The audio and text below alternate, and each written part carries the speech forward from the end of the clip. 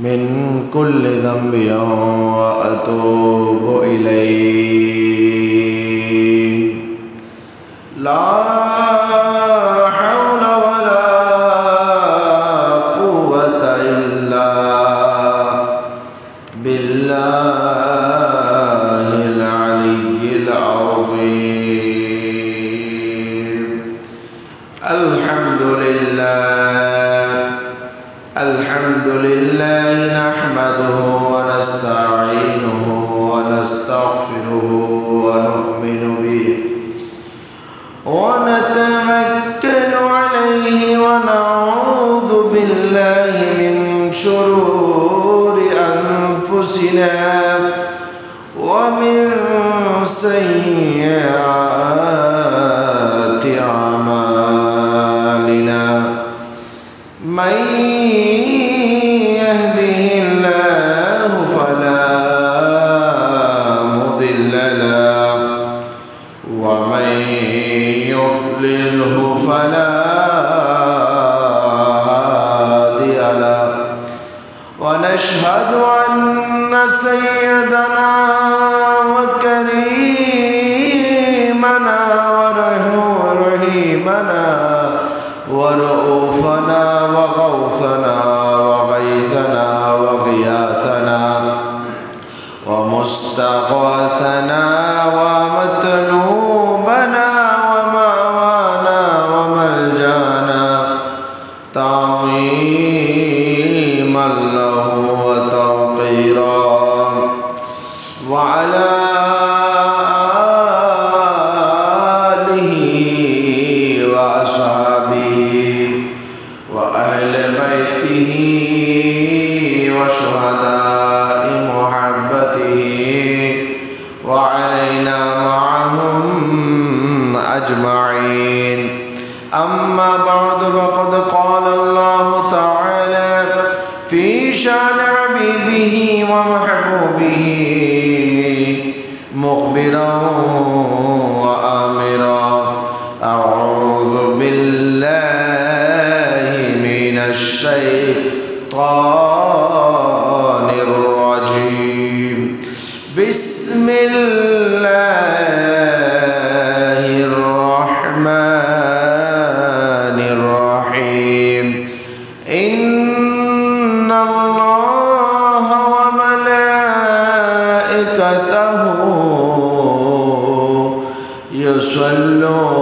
يصلون على النبي يا أيها الذين آمنوا صلوا عليه وسلموا تسليما صلى الله على سيدنا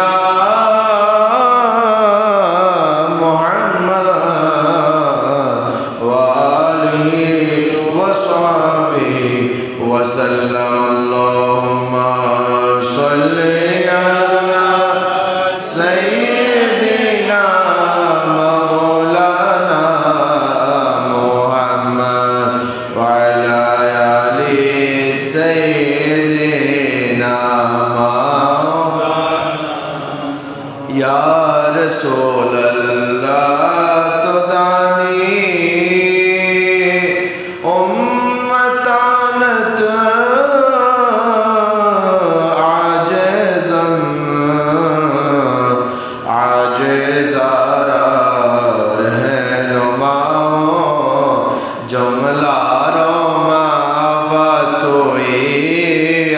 اللهم صل على سيدنا مولانا محمد وعلى آل سيدنا مولانا عرشের নিচে সজদায় পড়ে কাঁদেন নবী যারে যার দয়া করে মাফ করে দাও উম্মত আমার গুনাহগার আল্লাহুম্মা সাল্লি আলা সাইয়্যিদিনা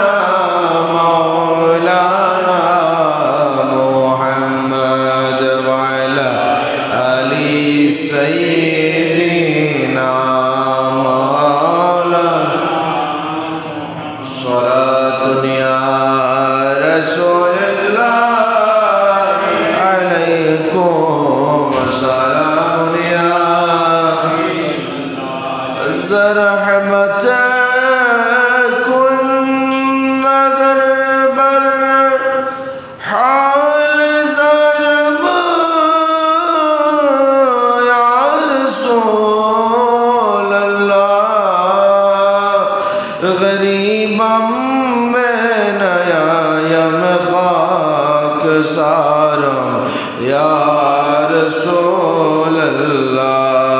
صلاة يا رسول الله عليكم سلام يا بكار خيش حيران أغذني يا رسول الله پریشانم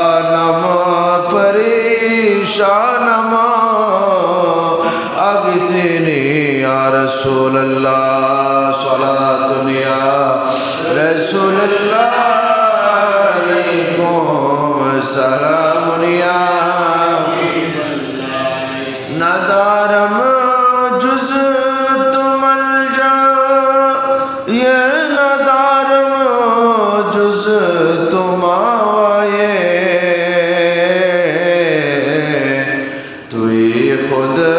سازو ساما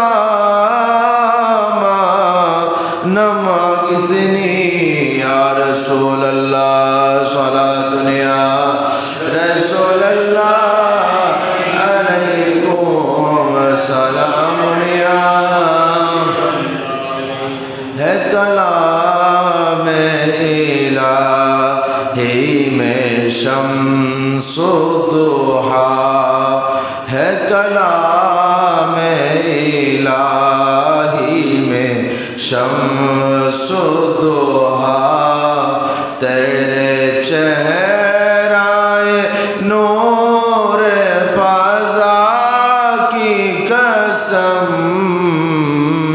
قسم شب تاروں میں راضی تھا کہ حبیب زلف دتا کی قسم ہے کلام الہی میں شمس و ضحا تیرے حلقوں کو اسکن عظیم کہا تیرے خلقوں کو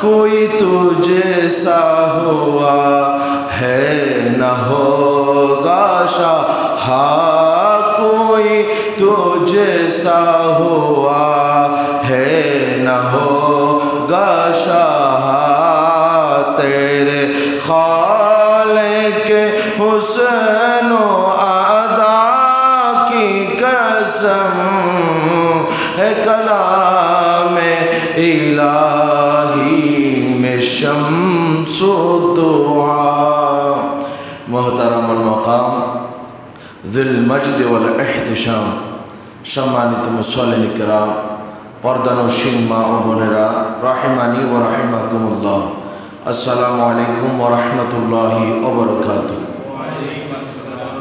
মহামনিব আল্লাহ জাল্লা ওয়া আলার মাজদুহুর আলিশান দরবারে অসংখ্য অগণিত শুকরিয়ার সিজদা আদায় করছি যে মহান রব্বুল আলামিন আহকামুল হাকিমিন খালিকুস সামাওয়াত ওয়াল আরদিন আমাদেরকে দয়া করে বড়ই মেহেরবানি করে সুস্থ শরীরে আজকে পবিত্র দিন সফরুল মুজাফফর শরীফের তৃতীয় জমায় ঐতিহ্যবাহী হযরত ওয়াইসুল কারনী রহমতুল্লাহি আলাইহি জামে মসজিদে এসে বসে জুমার নামাজ আদায়ের পূর্বে কুরআন ও হাদিসের আলোচনা শোনার বসার তৌফিক দান করছেন।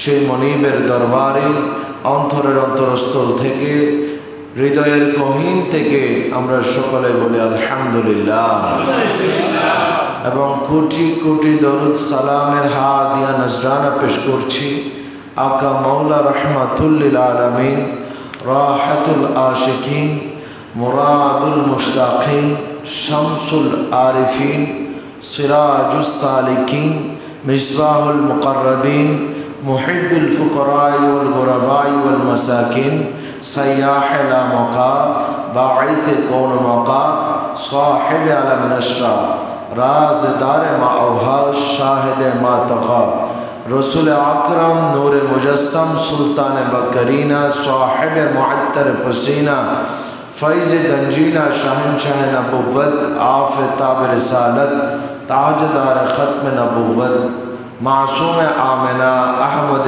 मुस्तफ़ा मोहम्मद मुस्तफ़ा सल्लल्लाहु अलैहि वसल्लम नूर चरणे सम्मानित उपस्थिति आजके जुमार आलोचनार विषय हलो मृत्यु आगेर प्रस्तुति मृत्यु एरपर मृत्युर परे मानुषेर आमलनामा आमल किभाबे प्रेरण करा जाए ईसाले सवाब किभाबे पाठानो जाए ए विषये इंशाअल्लाह आलोकपात करार चेष्टा करब। आल्लाह पाक आमादेर सकलके जा शुनी से अनुयायी निजेर जीवने बास्तबायन करार तौफिक एनायत करुन सकल बोली आमीन। रब्बुल आलमीन पवित्र कुराने इरशाद करते लागलेन आऊज़ु बिल्लाहि मिनश शैतानिर रजीम बिस्मिल्लाहिर रहमानिर रहीम कुल्लु नफ्सिन ज़ाइक़ातुल मौत। अन्य आयातेर मধ্যে আল্লাহ বলেন আইনামা তাকুনু ইউদরিকুমুল মউত ওয়ালাউ কুনতুম ফি বুরুজিন মুশাইয়াদা। আরেকটি আয়াতের মধ্যে আল্লাহ বলছেন এটাও মৃত্যুর ব্যাপারে লিকুল্লি উম্মাতিন আজাল ফাইদা জাআ আজালুহুম লা ইস্তাখিরুনা সাআতান ওয়া লা ইস্তাকদিমুন। সাদাকাল্লাহু মাওলানাল আযীম ওয়া সাদাকা রাসূলুহুল নবিয়্যুল হাবিবুল আমিনুল মাকিনুল কারীম। প্রথম আয়াত যেটা আমি আপনাদের সম্মুখে তেলাওয়াত করেছি আল্লাহ বলছেন কুল্লু নফস, যার যেই বস্তুর প্রাণ রয়েছে অর্থাৎ প্রাণী, নফস যার নিকট রয়েছে, প্রাণ যার রয়েছে, প্রত্যেক প্রাণীর যায়িকাতুল মউত মৃত্যুর মতো চিরসত্য যে বিষয় রয়েছে এই মৃত্যুর স্বাদ সকল প্রাণী গ্রহণ করবে। মৃত্যুর স্বাদ সকল প্রাণী গ্রহণ করবে। দ্বিতীয় আয়াতের মধ্যে আল্লাহ বলছেন আইনামা তাকুনু, হে আমার বান্দারা তোমরা যেখানেই থাকো না কেন, ইউদরিকুমুল মউত, তোমাদেরকে মৃত্যু পেয়ে বসবে। ওয়ালাউ কুনতুম, যদিও বা তোমরা থাকো না কেন, ফি বুরুজিন মুশাইয়াদা, একটি সীসা বেষ্টিত প্রাচীরের দুর্গের মধ্যেও যদি তোমরা অবস্থান করো তোমাদেরকে মৃত্যু অবশ্যই মৃত্যু তোমাদেরকে ধরবে। 3 নম্বর আয়াত আল্লাহ বলেন লিকুল্লি উম্মাতিন আজাল, প্রত্যেক উম্মতের জন্য একটা নির্দিষ্ট সীমা সময়সীমা আমি আল্লাহ বেঁধে দিয়েছি। ফাইদা জাআ আজালুহুম, ওই মৃত্যুর ওই সময় নির্দিষ্ট সময় যখন ওই বান্দার নিকট চলে আসবে লা ইস্তাখিরুনা সাআতাও ওয়া লা ইস্তাকদিমুন, ওই মৃত্যু জান কবজ করার সময় 1 মিনিট পিছেও যাবে না আগেও যাবে না। অর্থাৎ একেবারে যেই টাইমে ইন্তেকালের কথা আল্লাহ লিপিবদ্ধ করেছেন ওই সময়ের মধ্যে বান্দা জান কবজ করবে। এই তিনটে আয়াত আমরা যদি একটু অন্তরকে নরম করে একটু যদি স্মরণ করি, তাহলে আসল প্রকৃত মুমিন বান্দা দুনিয়ার মায়া মোহ অবশ্যই ত্যাগ করতে পারবে। যদি এই আয়াতগুলোর যদি সঠিক সমঝ, সঠিক চিন্তা, সঠিক মত, এই কোরআনের অনুবাদ, এই কোরআনের আয়াতগুলো যদি আমি আমার স্মৃতিপটে ধারণ করি, আমার অন্তরের মধ্যে যদি এটা আমি সর্বদা লালন করি, বান্দা 100% গ্যারান্টি দিচ্ছি ওই বান্দা আর গুনার কাজ করবে না। সুবহানাল্লাহ, গুনার কাজ করবে না যদি এই তিনটা আয়াতের বাস্তবেই সে যদি আমলে নেয়। প্রথম কথা হচ্ছে যে আয়াত কুল্লু নাফসিন যায়কাতুল মউত, এই আয়াতটা আলেম, আওয়াম, সাধারণ মানুষ সকলেই এই আয়াতটা জানে। বলেন কথায় কথায় বলেন কুল্লু নাফসিন যায়কাতুল মউত, কিন্তু এই আয়াতটার মানে কি, এটার বিতর্কত অর্থ কি যদি জানে, ওই বান্দা কান্না করা শুরু করে দিবে। হযরত ঈসা আলাইহিস সালাম কিতাবের মধ্যে আসছে আনোয়ারুল বায়ান কিতাবে, যখন ঈসা আলাইহিস সালাম যখন মৃত্যুর কথা স্মরণ করতেন, মৃত্যুর কথা যখন ঈসা আলাইহিস সালাম স্মরণ করতেন, তখন তার চোখ দিয়ে রক্ত নির্গত হতো, রক্ত অশ্রু গড়াতো। কিসের ভয়ে? মৃত্যুর ভয়ে। অথচ ঈসা আলাইহিস সালাম হচ্ছে একজন আল্লাহর পয়গম্বর, নবী, যাদের জন্য জান্নাত 100% আল্লাহ তাআলা দিয়ে রেখেছেন। এই নবীগণ মৃত্যুর কথা যখন স্মরণ করতেন, তাদের দুনিয়া চোখ রক্ত অশ্রু গড়াতো। তারা দুনিয়াদার অর্থাৎ দুনিয়াদারের কোনো খবর তাদের থাকতো না।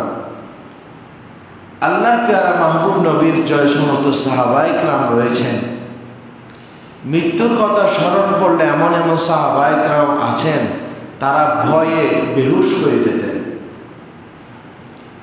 এই মৃত্যুর কথা স্মরণ করার কারণে। মৃত্যুর কথা স্মরণ করা ফজিলত কি? ফজিলত হচ্ছে আপনি যতবার মৃত্যুর কথা স্মরণ করবেন, ততবার এক একটা গুনাহ থেকে আপনি বেঁচে থাকবেন। সুবহানাল্লাহ। হযরতে মা আয়েশা সিদ্দিকা রাদিয়াল্লাহু তাআলা আনহা কাছে মহিলা আসলো, এসে জিজ্ঞেস করলেন, মা আয়েশা রাদিয়াল্লাহু তাআলা, আপনি তো সব সময় আল্লাহর হাবিবের সান্নিধ্যে থাকেন, আমার একটা আরজি আছে। বলে কি? বলে আমার দিল বেশি শক্ত, আমার দিল বেশি কঠোর, আমার দিল বেশি শক্ত, এটা নরম করতে আমি পারছি না, বেশি কঠিন। তখন মা আয়েশা সিদ্দিকা রাদিয়াল্লাহু তাআলা আনহা বললেন, তোমার দিল বেশি কঠিন শক্ত, তোমার এই দিলের জন্য একটা ওষুধ আছে। বলে কি? বলে তুমি যখনই তোমার প্রায় দিনের মধ্যে তুমি প্রায় সময় মৃত্যুর কথা স্মরণ করবে, তখন তোমার অন্তর নরম হয়ে যাবে। সুবহানাল্লাহ। আজকে আপনি চিন্তা করুন, আমাদের দেশে যে সমস্ত খুন খারাপি হচ্ছে, যে সমস্ত জুলুম অত্যাচার নিপীড়ন যেভাবে বেড়েই চলতেছে ক্রমশ, এর উত্তরণ, এটার কারণ কি যদি জিজ্ঞেস করেন, আমি বলবো তাদের কারোই, যারাই এই জুলুম নির্যাতন জুলুমের কাজগুলো করছে, তারা কেউ মৃত্যু পরোয়া করছে না। তারা মনে করছে এটাই জীবন, সাময়িক কিছু লাভ হবে, তাও লাভ না। তার কত কোর্ট কাছারি, কত আদালত, কত মারপিট, সামান্য পয়সা, সামান্য টাকা, এটা আপনি মনে করছেন চিরস্থায়ী। যারাই এই ধরনের জুলুমের সাথে জড়িত প্রত্যেকের কারোই মৃত্যুর ভয় নাই। পূর্ববর্তী যত জালেম ব্যক্তি ছিল তারাও মৃত্যুকে তারা মনে করত মৃত্যু তো সামান্য কষ্ট, এটা আসবে না, এটা আমাদের জন্য নয়, আর যদি মারাও যায় আল্লাহ তাআলা আমাদেরকে সামান্য কয়েকদিন আযাব দিবেন যে। অথচ ইহুদিদের এটা বৈশিষ্ট্য। কোরআন শরীফে যখন আল্লাহ রাসূল সাল্লাল্লাহু ঈসা আলাইহিস সালাম যখন মৃত্যুর ভয় তাদেরকে দেখাতো, তখন তারা বলতো আমাদেরকে তো আল্লাহ মাত্র 7 দিন জ্বালাবে, আমরা মাত্র 7 দিন জাহান্নামে থাকবো, এরপর আল্লাহ আমাকে জান্নাত দিয়ে দিবে। নাউজুবিল্লাহ। কিন্তু আল্লাহ বলছেন, আল্লাহ কোরআনে আয়াত নাযিল করে বললেন না, যারা কাফের মুশরিক জালেম তাদের স্থায়ীভাবে জাহান্নাম, স্থায়ীভাবে জাহান্নাম। সুতরাং এই চিরস্থায়ী জীবন নয় এটা। এই জীবনটা আপনাকে আদ-দুনিয়াও মাজরাআতুল আখিরাহ, দুনিয়া হচ্ছে আখিরাতের শস্যক্ষেত্র। শস্যক্ষেত্র মানে আপনি যখন একটা ময়দানে বিলের মধ্যে শস্যক্ষেত্র রোপণ করেন, কিসের জন্য? ফল ভোগ করার জন্য, শস্য আহরণ করার জন্য, চালের জন্য, ধানের জন্য। তো প্রথমে বীজ রোপণ করতে হয়, পানি ঢালতে হয়, সেচ দিতে হয়, অনেক কষ্ট করতে হয়। আল্লাহ বলছেন এই জায়গা, এই দুনিয়াটাও বান্দা মুমিন বান্দাদের শেষ ডালা আমলের মধ্যে, শেষ ডালার সময় বন্দেগীর মধ্যে, ইবাদতের শেষ ডালা, তারা যেন কঠোর পরিশ্রম যেন দুনিয়াতে করে আল্লাহর ভয়ের সাথে। যদি প্রকৃতি অর্থে যদি দুনিয়ার মধ্যে সেই কঠোর পরিশ্রম করে আল্লাহর রাজাবন্দি হাসিল করে, শস্য ক্ষেত্র আমলের বীজ বপন করে, আখিরাতে তাকে ওই আমলের ফল আল্লাহ তাআলা জান্নাত দান করবে। সুবহানাল্লাহ। তাহলে এই দুনিয়াটা, এই জন্য হাদিসে, অন্য হাদিসের মধ্যে আল্লাহ রাসূল বলেন আদ-দুনিয়াও সিজনুল মুমিন, দুনিয়া হচ্ছে মুমিনদের জন্য জেলখানা। ওয়া জান্নাতুল কাফির, আর কাফের মুশরিক জালেমদের জন্য এটা হচ্ছে বেহেশতখানা। এখন আমাকে বলেন এই বেহেশতখানা চিরস্থায়ী নাকি আখিরাতের বেহেশতখানা চিরস্থায়ী? আখিরাতে। এই দুনিয়াটা মুমিনদের জন্য সাময়িক জেলখানা। তো জেলখানার মধ্যে মানুষ আরামে থাকে না, কষ্টে থাকে। তো মুমিন বান্দাও এখানে কষ্টে থাকবে, এটা স্বাভাবিক, এটা কোনো নিরাশ হওয়ার কোনো প্রয়োজন নেই। কিন্তু যতটুকু যাকে আল্লাহ দিয়েছেন ততটুকুই উচিত, ততটুকুই বান্দার শুকর আদায় করে সবরের মাধ্যমে 5 ওয়াক্ত নামাজ যদি আদায় করে যায়, আল্লাহর ওয়াস্তে 5 ওয়াক্ত নামাজ পড়েন, আপনার গুনাহ সব ঝরে যাবে। আপনার কোনো আপনি একবার আল্লাহ রসুলের পাকের দরবারে সাহাব এক ব্যক্তি আসলেন, ইয়া রাসূলুল্লাহ আমি মদ পান করি। বলছে তুমি নামাজ পড়ো। বলো হুজুর ঠিক আছে আমি নামাজ পড়বো 5 ওয়াক্ত, তবে আমার একটা শর্ত আছে, আমাকে মদ পান করার অনুমতি দিতে হবে। এই ব্যক্তি কি প্রশ্ন করে বসলো? নামাজ পড়বে, মদ পান করার অনুমতি দিতে হবে। সাহাবায়ে কেরাম বসা, আল্লাহ রাসূল বলছে ঠিক আছে যাও, আমি তোমাকে অনুমতি দিলাম, কিন্তু নামাজ কি করতে হবে? 5 ওয়াক্ত পড়তে হবে, তুমি মদ পান করিও। শুধু তার জন্য সাহাবায়ে কেরাম অবাক হয়ে গেলেন, রাসূলের পাক সাল্লাল্লাহু আলাইহি ওয়াসাল্লাম এটা কি বললেন?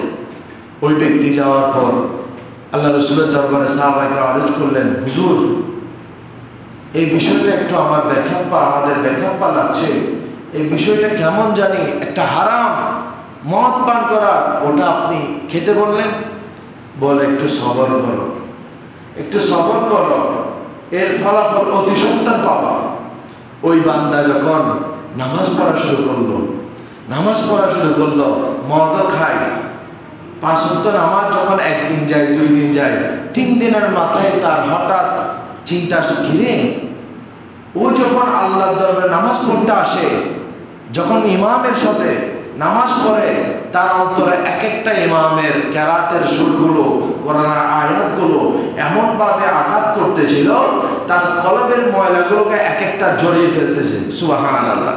এভাবে করতে করতে ওই বান্দা মদ খায়, নামাজে পড়ে, পরিশেষে তারপর এক সপ্তাহ পরে যখন তার কলবের ময়লাগুলো দূর হয়ে গেল, সে নিজেই কসম করলো আমি জীবনে আর মদ খাবো না। সুবহানাল্লাহ। তখন সাহাবায়ে আল্লাহ রাসূলের দরবারে এসে বললেন, ইয়া রাসূলুল্লাহ, এই বান্দা তো আর মদ খায় না। বলে যে কেন? বলে ইন্নাস সালাতা তানহা আনিল ফাহশাই ওয়াল মুনকার, নিশ্চয় নামাজ বান্দাকে ফাহশা অশ্লীল কাজ থেকে বিরত রাখে। সুবহানাল্লাহ।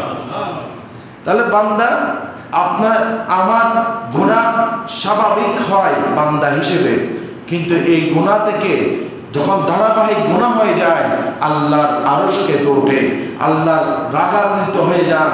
এই জন্য বান্দা যখন নামাজকে 5 ওয়াক্ত পড়বে, গুনার প্রতি একটা যে দিক, যে গুনাহ করার দিকে আগ্রহ প্রকাশ, ওই গুনার আগ্রহটা কমে যাবে। সুবহানাল্লাহ। এটার প্রথম ওষুধ হচ্ছে আপনি নামাজটা পড়েন। আমি বলবো আপনি গুনাহ করছেন, নামাজটা 5 ওয়াক্ত পড়েন, দেখবেন অটোমেটিক্যালি আপনার গুনাহ থেকে একটা যে গুনাহ করা একটা মন মানসিকতা সেটা চলে যাবে। অনেকে আমাদের কাজ করে, হুজুর এত কাজ এত আমল করি, গুনাহ থেকে বাঁচতে পারি না। তো একটা কিতাবে একটা ওষুধ দেয়া, একটা আল্লাহ তাআলার নামের প্রভাব কিতাবে আসছে, একটা তরবিয়ত, যে বান্দা ফরজ নামাজের পরে বাম বুকের বাম পাশে হাত দিয়ে একবার দরুদ শরীফ পড়ে, আল্লাহর একটা নাম আছে বাররু, বাররু ইয়া বাররু ইয়া বাররু ইয়া বাররু 7 বার পরে আবার দরুদ শরীফ পড়ে যখন বাম বুকের দিকে যখন ফু দিবে, ওই বান্দার আস্তে আস্তে গুনার প্রতি তার আকৃষ্ট কমে যাবে, আল্লাহর রেজার দিকে তার আকৃষ্ট হয়ে যাবে। সুবহানাল্লাহ। এই আমলটা করার চেষ্টা করবেন, গুনাহ থেকে বাঁচবেন। তা আমি যেটা বলছিলাম, মা আয়েশা বলছেন, তুমি ওই মহিলাকে বললেন যে তুমি মৃত্যুকে বেশি বেশি স্মরণ করো, তোমার কলবটা নরম হয়ে যাবে। ওই মহিলা কিছুদিন যেতে না যেতে মা আয়েশার দরবারে আবার আসলেন, বলে মা আম্মাজান, অনেক শুকরিয়া জ্ঞাপন করছি আপনার, যে আপনি আমাকে আমার কলবের যে শক্ততা, যে কাঠিন্য, আমার কলব শক্ত হয়ে গিয়েছে, এটার ওষুধ হিসেবে আপনি আমাকে দিয়েছেন মৃত্যুকে স্মরণ করা।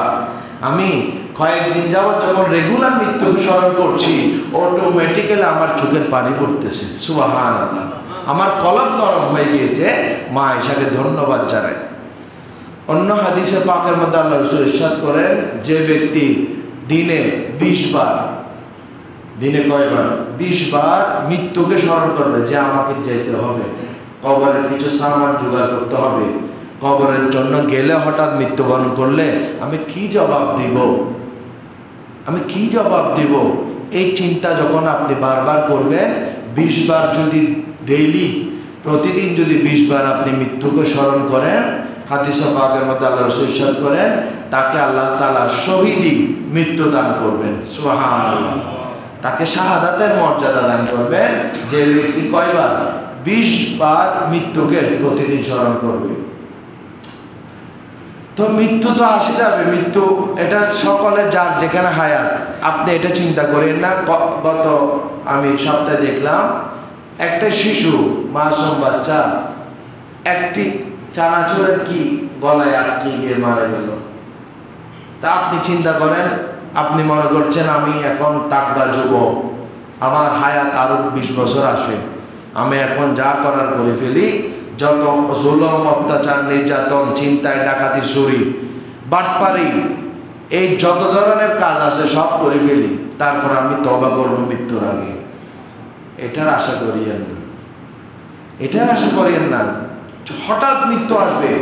যে বান্দা বেপরোয়া হয়ে মৃত্যুকে পরে জেনে গুনাহ দিকে মাইল হয়ে যায়, গুনায় লিপিবদ্ধ আপনি হয়ে যায়, সে গুনায় যখন সে লিপ্ত হয়ে যায়, তখন আল্লাহ তাকে মৃত্যুর যে একটা, অনেকের মৃত্যু আসার আগে তওবার সুযোগ আল্লাহ দেন, কিন্তু তাকে পাকড়া করাবে হঠাৎ মৃত্যু এসে তাই সে মারা যাবে, তখন আর তওবার সুযোগও থাকবে না। তাই আমরা যখন মৃত্যুবরণ করবো, আমরা কি রেখে যাব, কি নিয়ে যাবেন, কি রেখে যাবেন, দুইটা বিষয়।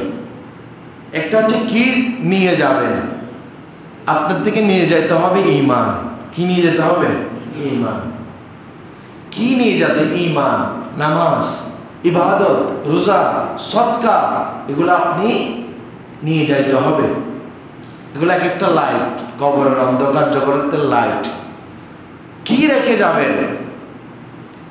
কি রেখে যাবেন? আল্লাহ রসুল বলছেন তিনটা জিনিস রেখে যাবা। কয়টা? তিনটা জিনিস। বলে একটা হচ্ছে একটা সদকায়ে জারিয়া। সদকায়ে জারিয়া মানে আজকে দেখেন আপনি এই মসজিদ, একটা মসজিদের মধ্যে ফ্যান নষ্ট, আপনি বলেন এই ফ্যানটা আমি দিয়ে দিলাম। আপনার এই মসজিদের টাইলসের ব্যবস্থার দরকার আছে, টাইলস উপরের কাজ আছে, আপনি বললেন পোড়া টাইলস আমি দিয়ে দিলাম। তখন কি হবে? ওই মসজিদের টাইলসটি যতদিন থাকবে, যে কোনো বান্দা ওইখানে নামাজ পড়বে কিয়ামত পর্যন্ত, প্রত্যেকটার সওয়াব, ওই বান্দাদের সওয়াব আপনার আমল নামায় লিপিবদ্ধ হতে থাকবে। সুবহানাল্লাহ।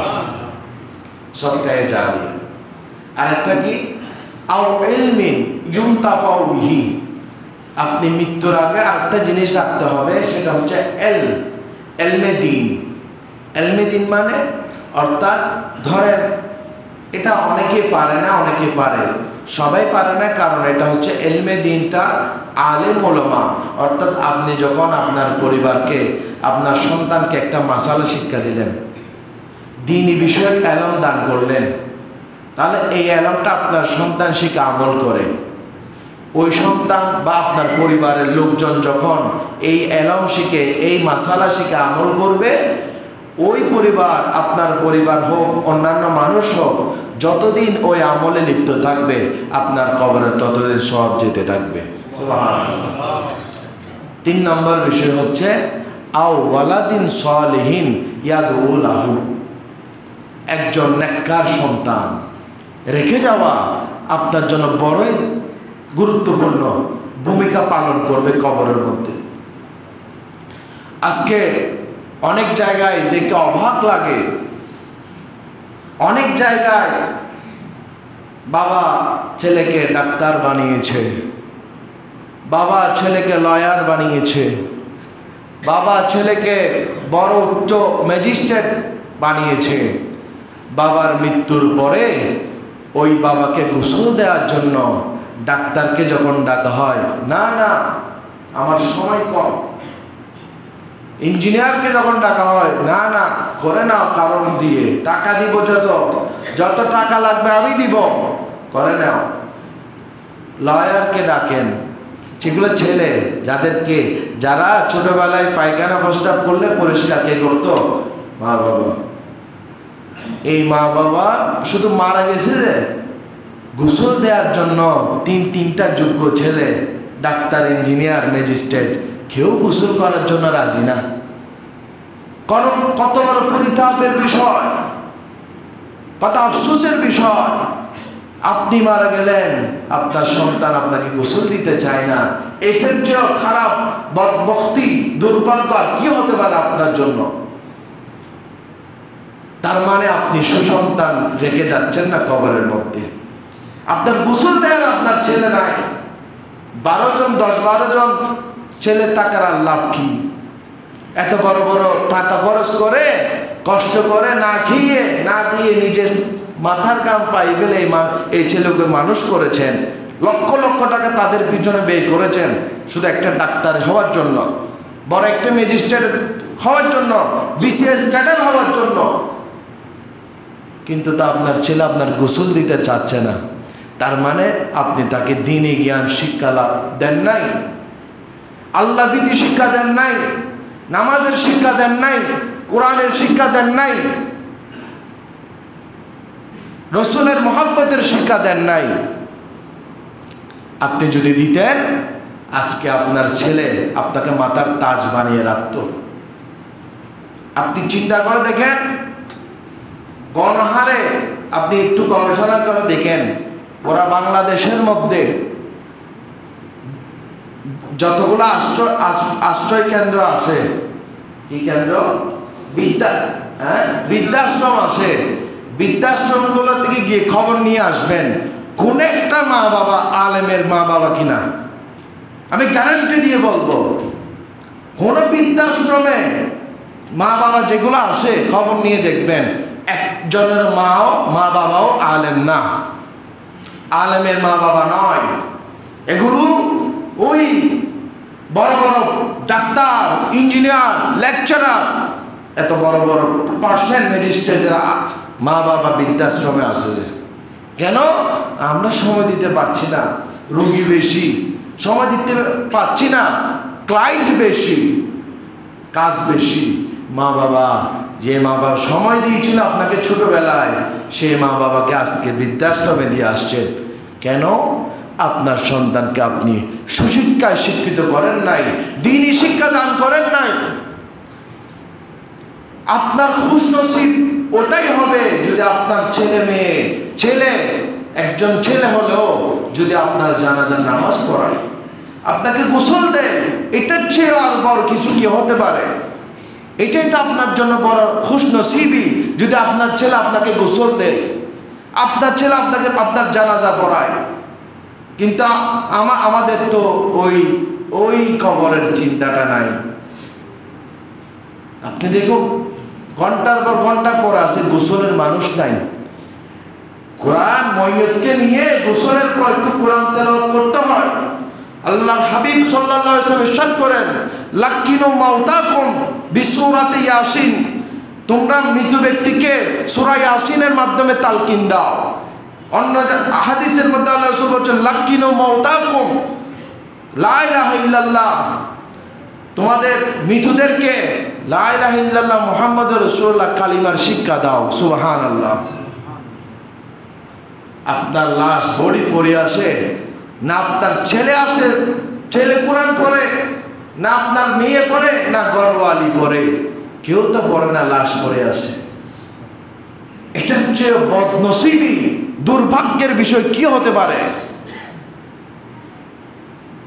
তো আমি বলবো, আরজ করব, আল্লাহ রাসূল তিনটা বিষয় রেখে যেতে বলেছেন আপনাদেরকে, আমাদেরকে। একটা সুসন্তান, একটা ছেলেকে দ্বীনে ইলম শিক্ষা দেন, একটা ছেলেকে আলেম বানান, যেন আপনাকে মাথার তাজ করে রাখবে।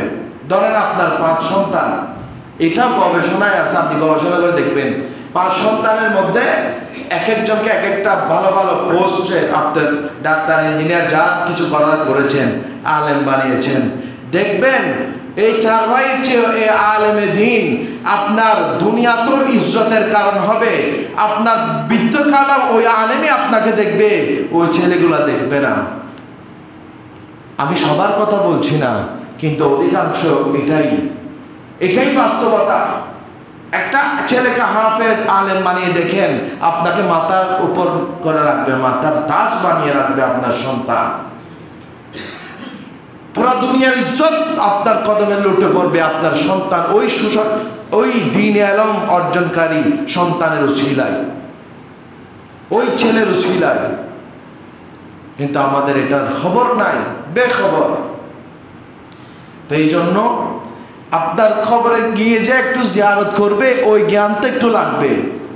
যে একবার সূরা ফাতিহা, ইখলাস, দরুদ শরীফ পড়ে যে জিয়ারত করবে প্রতি জুমায় এসে, ওই জুমায় তো আসার সময় নেই। এমন মা বাবার সন্তানও, অপদার্থ সন্তানও এই খোদার জমিনে আসে, যে একটু বিশেষ শুক্রবারে জিয়ারত করে একটু আমার মা বাবাকে একটু স্মরণ করি। আল্লাহ রাসূল ইরশাদ করেন, قال رسول الله صلى الله عليه وسلم كنت نهيتكم عن زيارة القبور ألا فزوروها। তোমাদেরকে প্রাথমিক যুগে আমি বলেছিলাম যে কবর জিয়ারত করিও না, কিন্তু এখন থেকে তোমরা জিয়ারতুল কবর করো, কবর জিয়ারত বাড়িয়ে দাও। কেন? ফাইন্নাহা তুসাহিদু ফিদ দুনিয়া, দুনিয়াকে তোমাকে আল্লাহ ওয়ালা বানিয়ে, দুনিয়ার মধ্যে তোমাকে আল্লাহ ওয়ালা বানিয়ে দিবে। ও তুযাক্কিরুল মউত, মৃত্যুকে স্মরণ করিয়ে দিবে। এবং ওই জিয়ারতটা তোমার যেভাবে উপকার আসবে, ওই মাইয়ত কবরে যারা শুয়ে আছে তাদেরও উপকারে আসবে। সুবহানাল্লাহ। এই মৃত ব্যক্তিরা খুশি হয়ে যায় যখন কোনো আত্মীয় স্বজন ছেলে যখন জিয়ারতে যায় কবরে, ওই কবরবাসীরা তারা খুশি হয়ে যায়। তখন যার ছেলে আসছে তার ছেলেকে দেখে সব কিছুই তারা দেখে, শুধু কথা বলতে পারে না যে মৃত ব্যক্তি শুধু কথা বলতে পারে না যে সব দেখে। হাদিস শরীফ আল্লাহ রাসূল ইরশাদ করেন, ইন্নাল মাইয়াতা লা ইয়াসমাউ কারআ নিয়ালি, বলে মইয়ত যারা কবরে শুয়ে আছে তারা মানুষের পায়ের যে আওয়াজ হয় ওই পায়ের ঘনঘনানি পর্যন্ত তারা শুনতে পায়। সুবহানাল্লাহ। কিন্তু একটা জিনিস তাদের নাই, সেটা হচ্ছে তারা কথা বলতে পারে না, সব দেখে এরা। তা আপনি যখন মৃত্যু ব্যক্তিকে সওয়াব পৌঁছাবেন, তা আপনি নাম ধরে বললেন অমুক, আপনার ছেলে দোয়া করছে, আপনি ছেলে হয়ে দোয়া করছেন অমুক আপনার বাবার নামে, ওই বাবাকে ফেরেশতা একটি তোহফার মতো সাজিয়ে সওয়াবের একটা তোহফা উপহার তাকে দিবে। ওই তোহফা পেয়ে এভাবে প্রত্যেক মা বাবা নাকি কবরে এরকম মাঠের মধ্যে এরকম বসে থাকে, মানে লাইন ধরে কাতার করে বসে থাকে। আমার ছেলে আজকে আমার জন্য, আজকে শুক্রবার মসজিদে আসবে, আমার জন্য একটু জিয়ারত, আমাকে পাঠাবে হাদিয়া, এগুলো আমি নিব। প্রত্যেকে যখন বসে থাকে, যার জন্য পাঠাই ওই মা বাবার জন্য ফেরেশতা এসে সওয়াবটা দেয়। ওই কবরবাসী এমন খুশি হয়, ওই মা বাবা এটা এই সওয়াবের এই তোহফাটা পেয়ে সে খুশি মনে আবার কবরে চলে যায়। আর ওই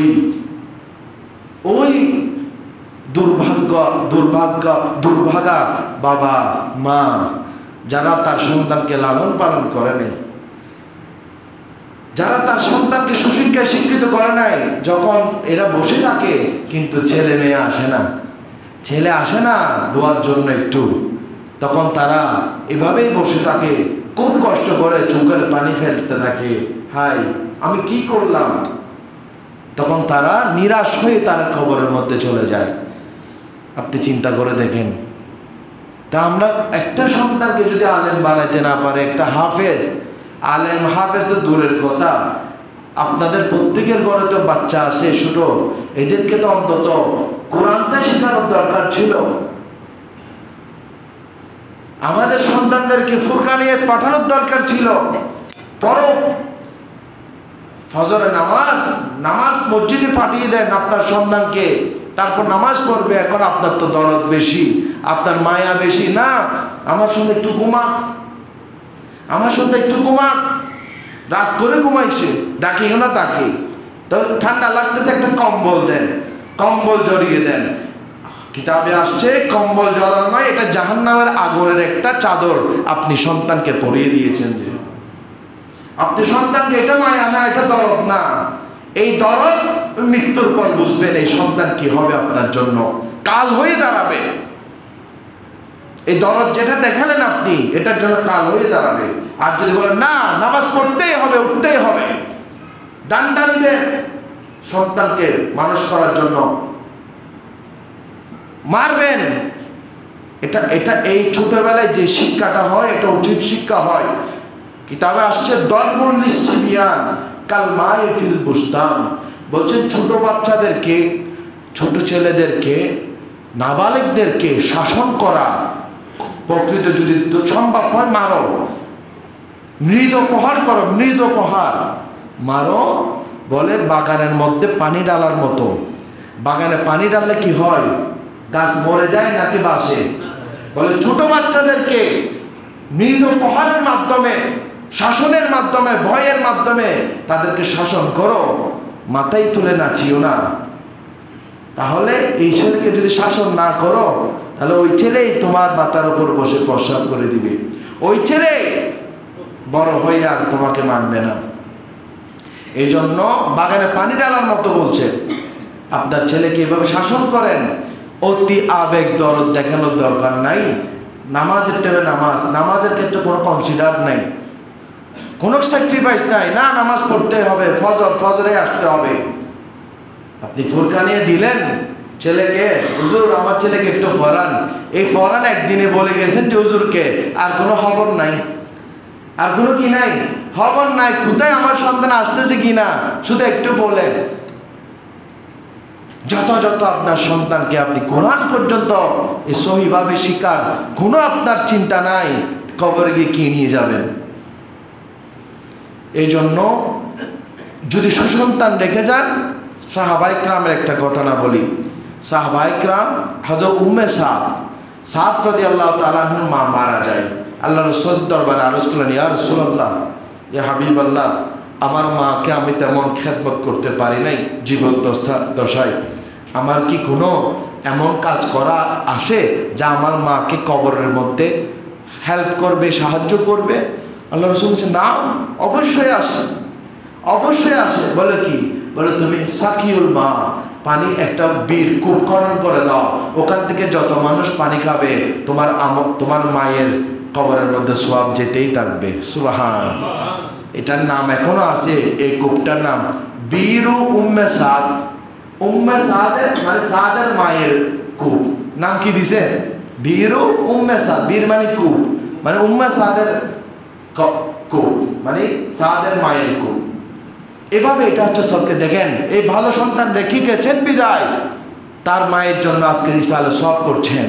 যদি অপদার্থ ছেলে রেখে যান, তখন বলবে যা কবরে যাওয়ার সময় নিয়ে গেছে, এখন কোনো কোরআন তেলাওয়াত চলবে না, খতমে কোরআন পাঠানোর দরকার নাই, ইসালে সব এগুলো শিরক বেদাত, এগুলো বলতে থাকবে। অপদার্থ সন্তান রেখে গেলে বলবে আমার মা বাবাকে এগুলো এখন পাঠানোর কোনো নিয়ম নাই। বলবে যে কবরে যা নিয়ে গেছে এখন আর নেওয়া, এটা বেদাত। নাউজুবিল্লাহ। এই ধরনের অকাল কুষ্মাণ্ড অপদার্থ ছেলে রেখে যাবেন না, ঘর নষ্ট করে দেবে, পরিবার নষ্ট করে দিবে। যে আপনারা যে ফাতিহা করেন, মা বাবার ইসালে সব মিসকিনকে এনে খাওয়ান, এগুলো সব বন্ধ করে দিবে এই ধরনের অকাল কুষ্মাণ্ড ছেলেদেরকে রেখে গেলে। এই জন্য আমি আরজ করব, দিনদার আশিকে রাসূল যারা আপনার জন্য কবরের সওয়াব পাঠাবে, ব্যবস্থা করে যান। এটাই আপনার কবরের সামান, এটাই আপনার কবরের সামান। আল্লাহ পাক আমাদেরকে বোঝার তৌফিক দান করুন, সবাই বলে আমিন। আপনারা জানেন আমাদের এই আগামী বুধবার আখিরি চাহার সোমবার, অর্থাৎ শেষ বুধবার, এই মাসের শেষ বুধবার, সফর মাসের রোগ, বিভিন্ন ঘরের রোগ ব্যাধি থাকে, বিভিন্ন সারা বছর রোগ থেকে থাকে। কোরআনে আয়াত আল্লাহ তাআলা বলেছেন কোরআনের মধ্যে, ওয়ানুনাজ্জিলু মিনাল কোরআন মা হুয়া শিফা ওয়া রাহমা। এই কোরআনকে আমি নাজিল করেছি তোমাদের জন্য শেফা হিসেবে, মানে রোগের শেফা হিসেবে, এবং এইটাই তোমাদের জন্য রহমত। সুতরাং এই কোরআন আমরা পরে রহমত অর্জন করি, এই কোরআনের তদবির দিয়ে আমরা এটা দিয়ে আমরা শেফাও পাই। এই জন্য কোরআনের কিছু আয়াতগুলো লিখে কিছু আয়াত দিয়ে পান করানো হয়, আয়াতে সালাম দিয়ে, আর কিছু আয়াত গোসল করার হয় যেন আপনার শরীরের ব্যাধি চলে যায়। নিয়ত করবেন। এটা কোনো হাদিসে আছে কিনা, কোরআনে আছে কিনা এরকম প্রশ্ন করা, আমরা এটা হাদিসে আসেও বলি না, কোরআনে আসেও বলি না। এটা হচ্ছে বুজুর্গানে দিনের আমল। কিসের আমল? বুজুর্গানে দিন। আসলাফ যারা বুজুর্গানে দিন বলি, আল্লাহ বুজুর্গানে দিন এই আমলটা করে এসেছেন। কোরআন বলতেছে এই কোরআন শেফা। সুতরাং এই আমল করলে কেউ কাউকে ওয়াজিবও করছি না, করতেই হবে বলছি না। আপনার যদি ভালো লাগে করবেন। এই জন্য যাদের প্রয়োজন হবে ইমাম সাহেব থেকে ওই দোয়াগুলো নিয়ে যাবেন বুধবার দিন, উনি লিখে রাখবেন, আপনারা নিয়ে যাবেন। আপনাদেরকে আরজ করলাম। বিশেষ করে আপনারা দেখতেছেন আলহামদুলিল্লাহ আমাদের আসার পথে দেখেন রুটটা কত সুন্দর হয়ে গিয়েছে। আবার কমিটি মোতাল্লিবা মসজিদ কমিটি সুন্দর করে, আপনাদের সবার সহযোগিতায় আমরা আমাদের রুটটা কত সুন্দর লাগছে। গত সপ্তাহে যেতে কষ্ট হয়ে গেছে অনেক, এটা তো একটা সদকায়ে জারিয়া। সারা জীবন যতদিন এরা রুট থাকবে, যত মুসল্লি আসবে প্রত্যেকের মুসল্লির পায়ের কদমের উসিলায় যারা এটাতে শ্রম দিয়েছেন, টাকা দিয়েছেন, পয়সা দিয়েছেন, আপনাদের আমলনামার মধ্যে সব যাবে। সুবহানাল্লাহ। কত আমি তো দোয়া করতেছি, আপনারা করেন না আগে, আমি তো করতে কত সুন্দর রুট হয়ে গেল। তাহলে এইদিকে যে রুটটা এটা করা সুন্দর করার দরকার আছে কিনা? এটাতে আমরা চারটে টাইলস করে দিব যেন আপনারা এইদিকে ওযু করতে পারেন, ওইদিকে ওযু করতে পারেন, এবং আমরা উপরের কাজ ধরবো। সুতরাং এইভাবে কাজ সকালে অথবা সপ্তাহে আমাদের জানে আলম সাহেব 10,000 টাকা দিয়েছেন, ওনার কারণে আমরা মসজিদের কাজ আরো বেগবান হয়েছে। আজকে আমাদেরকে আলহামদুলিল্লাহ মোহাম্মদ মিয়া সাহেব চৌধুরী, তিনি তার মৃত মা বাবার জন্য দোয়া চেয়েছেন। দেখেন, মৃত খুরশেদ আলম চৌধুরী মা বাবার জন্য দোয়া চেয়েছেন, ব্যবসা বাণিজ্যের জন্য দোয়া চেয়েছেন। এই কবরবাসী তার মা বাবা আজকে খুশি, তার জন্য মসজিদে দোয়া করা হচ্ছে। 2,000 টাকা মসজিদের জন্য দিয়েছেন। মারহাবা বলেন। আলহামদুলিল্লাহ। এভাবে যদি প্রত্যেকে 5, 10, 20,000 তাই মসজিদের কাজ আর বাকি থাকে, কত সুন্দর মসজিদ হবে, আপনার মা বাবা খুশি হয়ে যাবে। যারা এখনো চান, যাদের মা বাবা কবরে, কিছু কিছু দিয়ে একটু 10-5,000 কত টাকা কত কোথায় চলে যায়, কিছু টাকা দিলে মসজিদের কাজ বাকি থাকে না। আল্লাহ পাক মিয়া সাহেবের যত আশা সব কিছু কবুল করে, সবাই বলে আমিন। এবং তিনি বলেছেন টাইলসেরও ব্যবস্থা করবেন, হয়তো উনি এটা নিয়ত করেছেন। আমাদের মুরব্বী উনি বলেছেন যে টাইলসের বিষয়ে মসজিদের ব্যাপারে কথা বলেছেন, তিনি আশ্বাস দিয়েছেন যে দিবেন। আশা করি এভাবে প্রত্যেকের সহযোগিতায় আল্লাহর ঘর সুন্দর হবে, আপনাদের জীবন সুন্দর হবে।